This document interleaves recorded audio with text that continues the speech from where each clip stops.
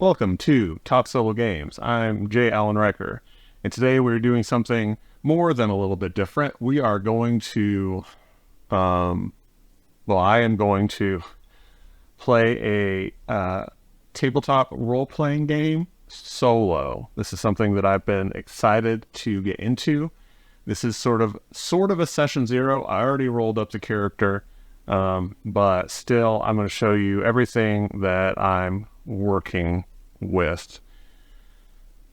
If it doesn't take very long, we might just continue straight into one, or I might break them into separate videos. We'll see. Okay, so like I said, I already made a character. I took the second set of stats that I rolled, so not too cheaty. But let's talk about what I'm using first. So I am using Scarlet Heroes.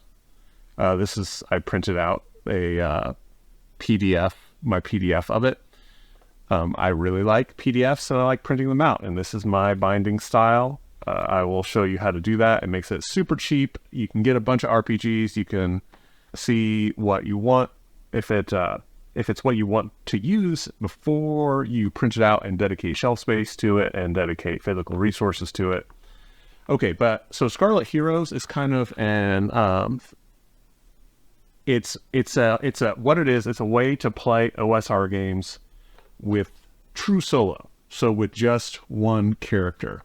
It has rules for making one character as tough as a group. So they're a true hero. So that is what my story is. My story is of the rise of a legendary character, a hero of legend. And because of that, I decided to use this. Now, you can apply the Scarlet Heroes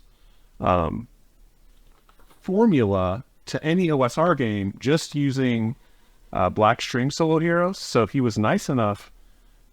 creator was nice enough to actually break out the solo rules. I don't know if it has the OSR stuff. You can download it and find out. I believe that you can apply it to OSR just straight from that. You just can't play the game Scarlet Heroes, but you can play the scaling.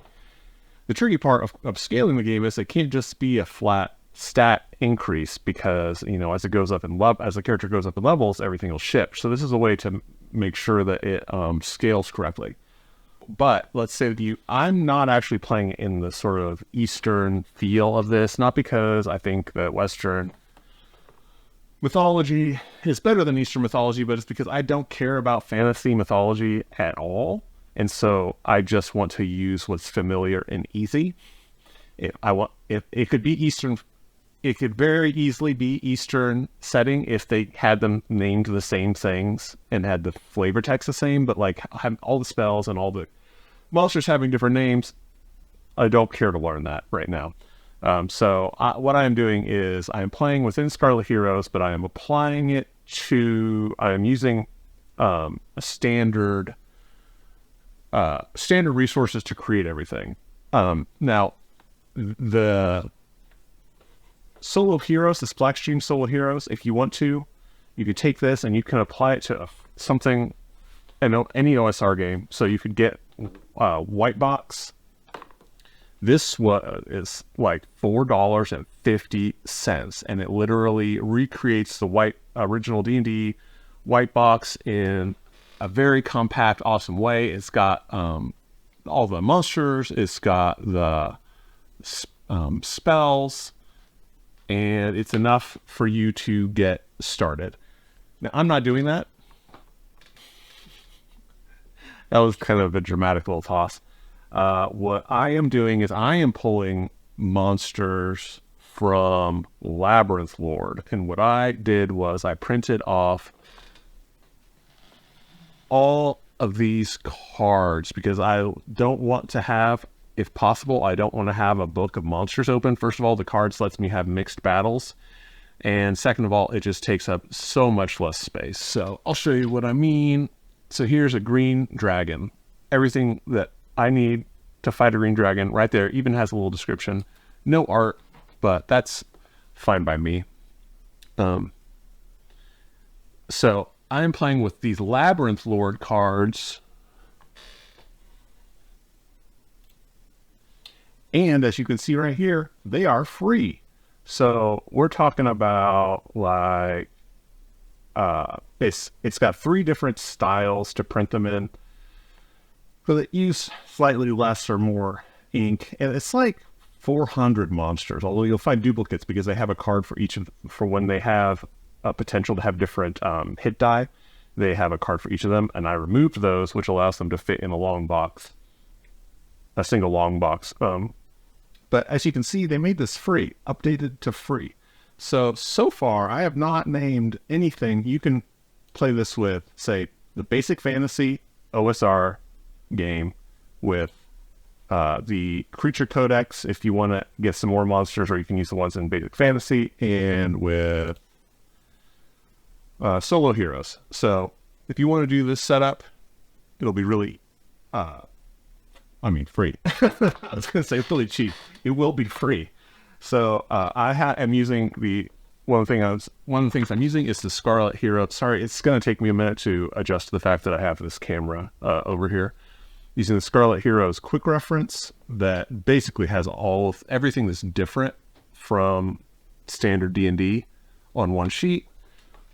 So I've got that.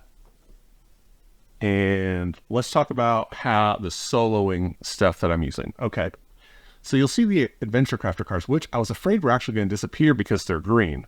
But luckily, there's a little static you can see, but they're not doing too bad. So Mythic, I'm not going to use the Mythic GME. I do have the cards, and I might use it someday, but I am actually familiar with how to use the Adventure Crafter cards, and it's so similar to Mythic GME that when you use these, the only thing from Mythic, I think that it does the plot points better.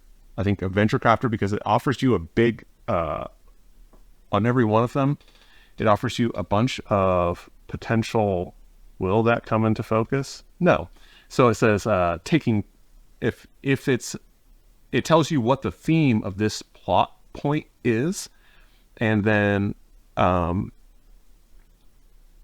each one has one of the 6 different potential types of plot points. So for action, it's taking chances. For mystery, an object of unknown use is found. So you draw 5 of these, and you mix them together to figure out your plot. It works wonderfully, and it comes up with all the sort of surprises that Mythic would, with its twist and its unexpected stuff.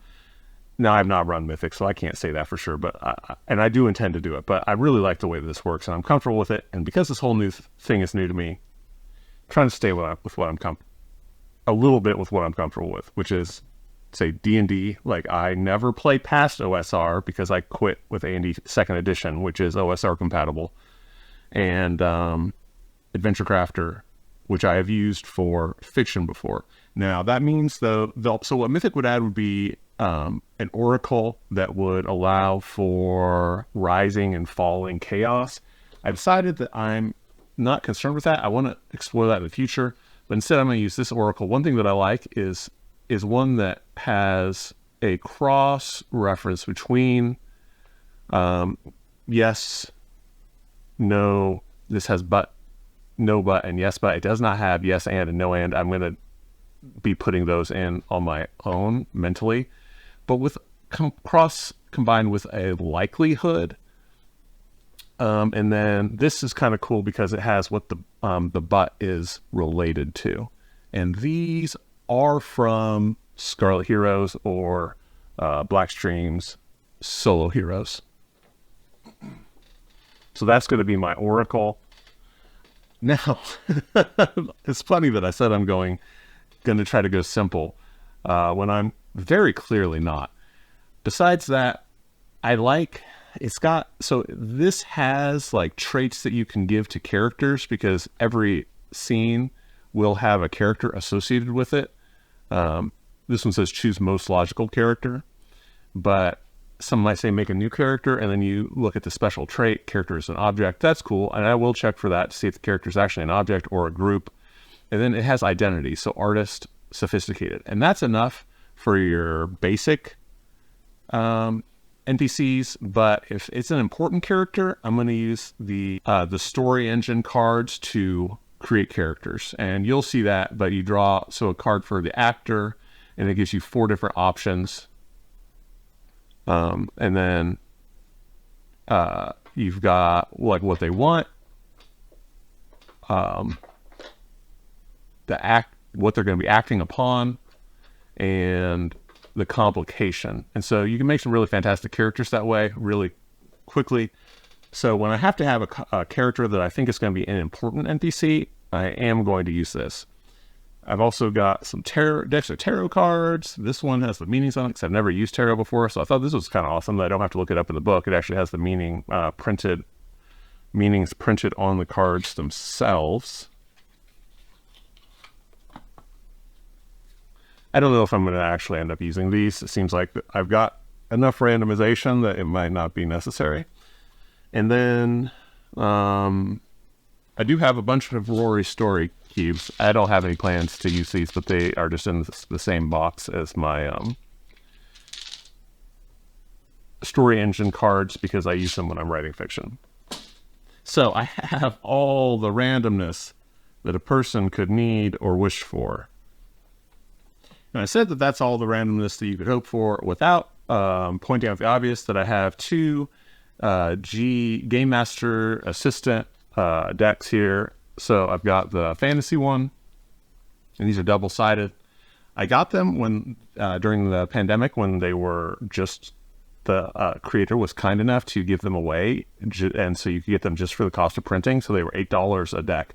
I would really like that. One new one has come out that I really want to have. I really want the Cyberpunk one, specifically so that I can play Cyborg. So when I need details, and this is the standard one, so that's fantasy, and this is the standard one. So when I need details, like because it's got sensory details, it actually has everything you need because it has dice rolls right here for every type of die. It's got the Oracle here with the likely odds of bad, even, or good, and it gives you the result. So yes with an exclamation point is yes and yes and yes and. It's got things for creating characters, the virtue and vice, which is great, and names. I hate creating names. I hate it. So I'm going to be doing that with these cards. So I think that just maybe that is all of the tools that I will be using. Obviously, if you're interested in doing such a similar thing, you don't have to go with so many things. I probably shouldn't, and I'm, since this is my first game like this, I'm thinking that that I will naturally be drawn to some for this campaign, and then on others, I may use others. Okay, so what I am going to be doing is I will be tracking the characters, the plot list, the plot list, and the turning points here. And then I will be writing it up as a script here in Fade In, which also is free if you're not going to be interested in doing this, but it's what currently is compelling me. We'll see if it lasts. The funny thing is, I've got a green screen. You can see it in my camera. I have my favorite dice tower is printed green unintentionally. I just did it because the green filament was on sale, and I like to get different colors of filaments to make different accessories so that they're not all the same. And I'm almost thinking about using it. It's just so confusing visually for you. But I might use it because it saves on the real estate. I mean, right? I was thinking about using this one, which is another favorite of mine, but is much bigger and takes up a bunch of screen real estate. Okay, a couple more random things that I just realized. And then truly, we will be done with the tools and we'll move on. I'm going to be using Yoon NPC system. Oh, and look at this. I found a green bowl, so it's invisible. So obnoxious. So this helps you put NPCs together. Commoner, Underworld, Elite, and Noble. You can roll on it and then figure out the species, the ethnicity, and this actually is, okay, so this is a Yoon. This is from Scarlet Heroes, which is why it has some unusual ethnicity, like species there. But then this is, so that I'm going to use this one, and I'm also going to use the Yoon one. So that has the NPC modifier, NPC noun, like a wicked witch. Oh, that's a funny thing to see first. Power level, motivation, verb, noun. So you can create a good, without having to go quite as far as with this, you can create a good NPC pretty quickly. And one other thing is that, remember, I've got the Labyrinth Lord cards. I also have the book here just in case I need something with a little more text. I don't intend to reference this much, except, remember I said this guy's going to be a gladiator. So at the beginning, I expect to be using this, the Monsterless Manual. This is also free. So almost everything I've shown you, game-wise, not randomizer-wise, though, is free. But this has Jester, Juggler, Knight Errant, Knight Mounted, Knight Holy, Laborer, Librarian, Lumberjack. So it's got just all in the OSR stats. Let's talk about the last bit of the session 0 sort of stuff, and that is the character that I will be playing. And then we'll go over the initial, what I've written initially. I wanted to test out this new, I've never used Fade In, which is what this screenwriting program is.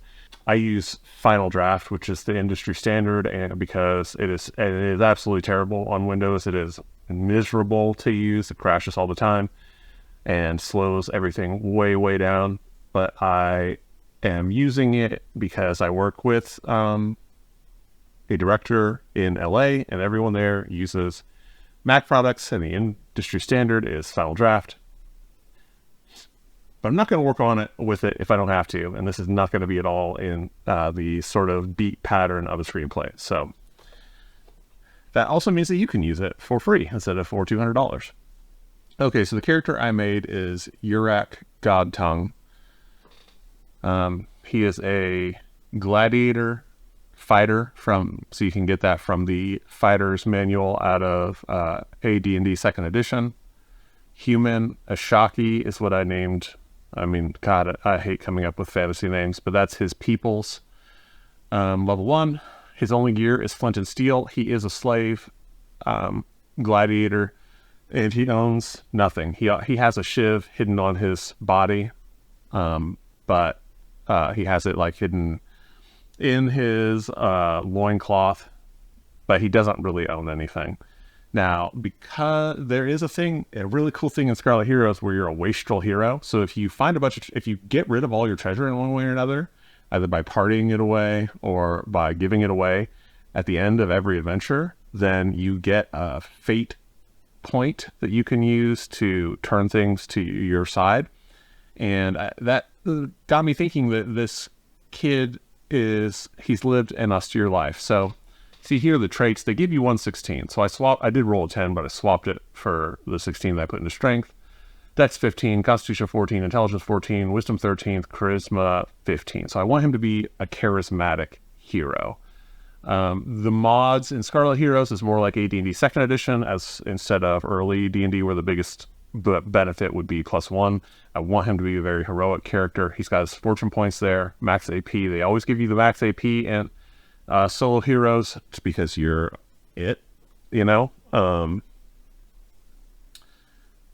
Attack bonus, that's interesting. I'm used to dealing with THAC0, but this is the way that you do it otherwise. You add everything up to 20, which means that instead of adjusting your THAC0 down as you go up in level, you increase your attack bonus up.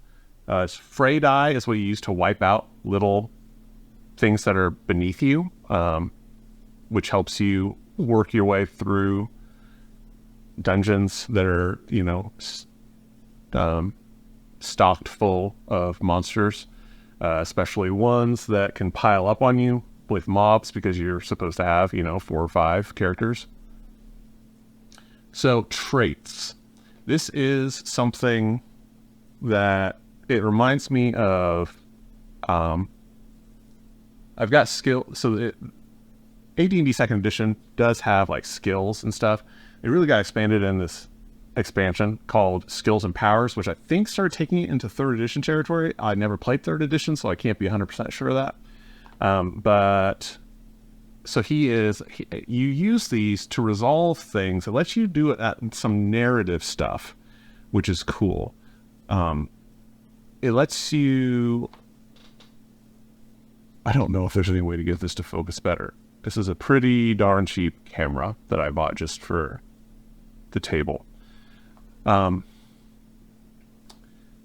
This lets you get skills, but in clusters. So gladiator. So you would roll on tests, savings throws, or just tests to see if you could do something. And you would use your appropriate ability score stat, but you also would add in points, because these are also can be leveled, and say a gladiator could get you using unusual weapons. It could be for fighting wild animals. So he's a gladiator. He's got 2 points of that. He's a priest's son. We'll get into that. He's easy to talk to. Like I said, I want him to be charismatic, so people open up to him easily, even though he's not I'm not necessarily playing on making him very talkative. I have to see how that plays out. And an austere life. So even before he became a gladiator slave, he lived an austere life of a nomadic person. Okay, so let's get into the initial thing I wrote. Interior gladiator arena, fighter barracks.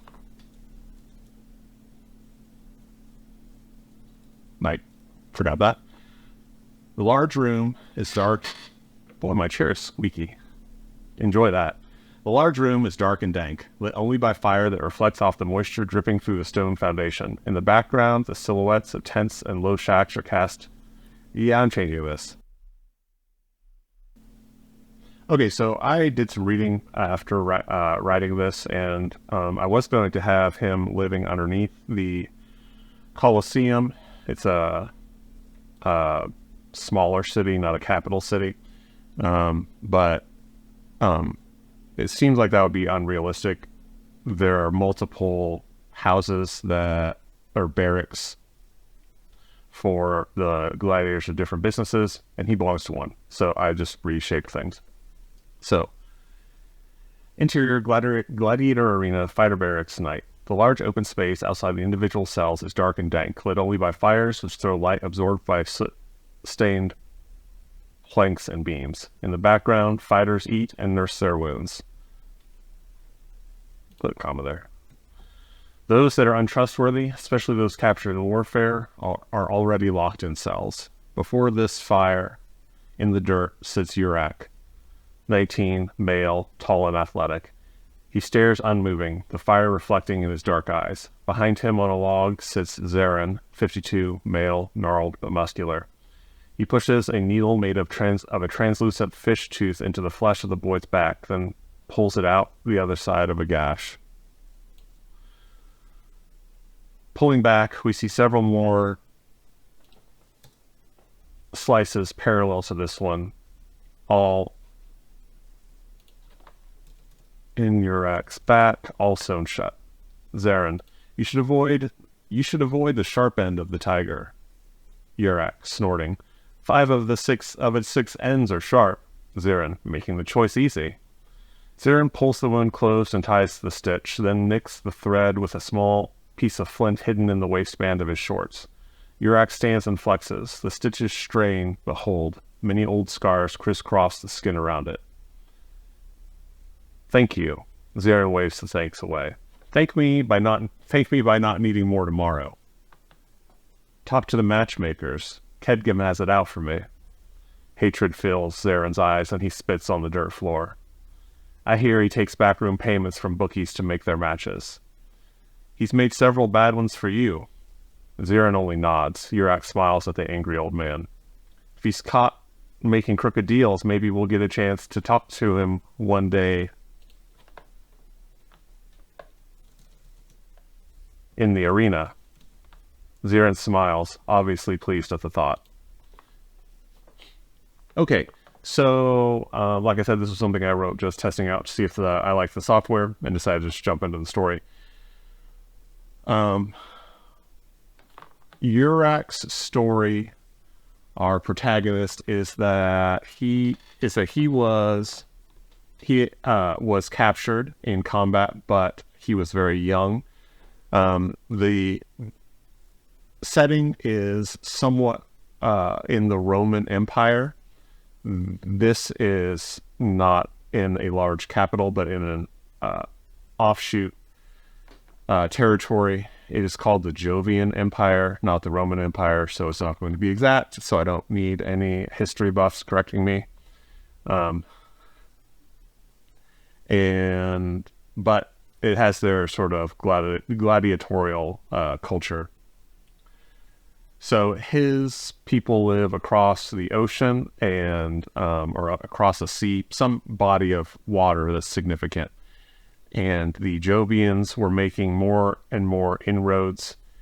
Urak was the son of a priest, a cleric, and he was being raised in that tradition. He has trained in it, in speaking to the gods and translating for the gods by his father.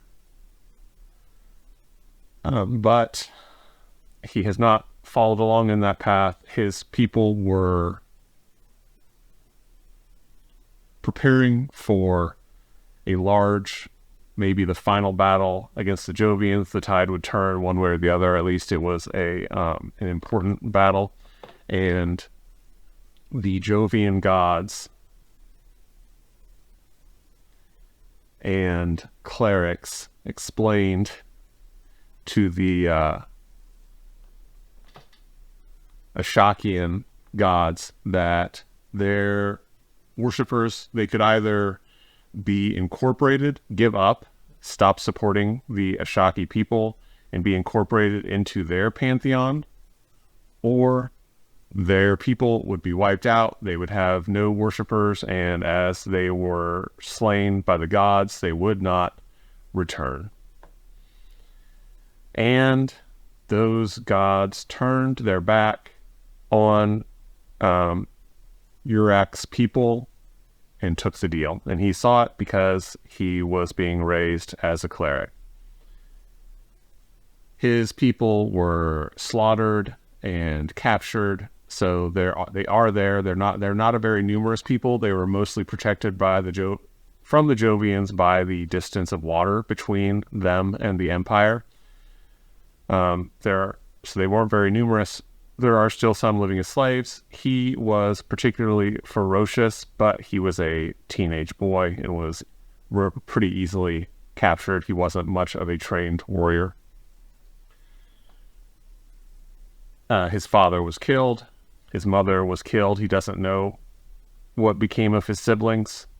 He was the oldest. He doesn't know what became of his younger siblings. It seemed like maybe they were captured. He has been living... Because of his ferocity, they decided to give him an offer. He could either die in the stone quarry, or he could live as a gladiator. And he chose that and has become a very good fighter in the years since. If he were not, so he is trusted enough to be outside of his cell until night, where he will be locked in his cell. If he were a slave due to debt, he would be a trainer by this point. But because he is hostile to people hostile to the Empire, his path out of the arena is slower.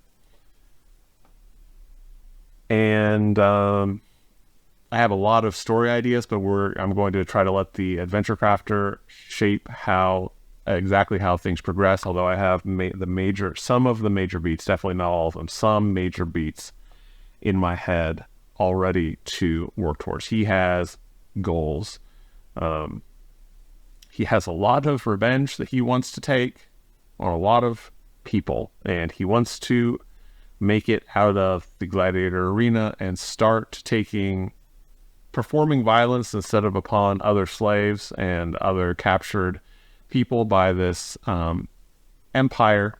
He wants to start taking out his vengeance upon those who deserve it. Okay, so that is where we're at. That is session 0.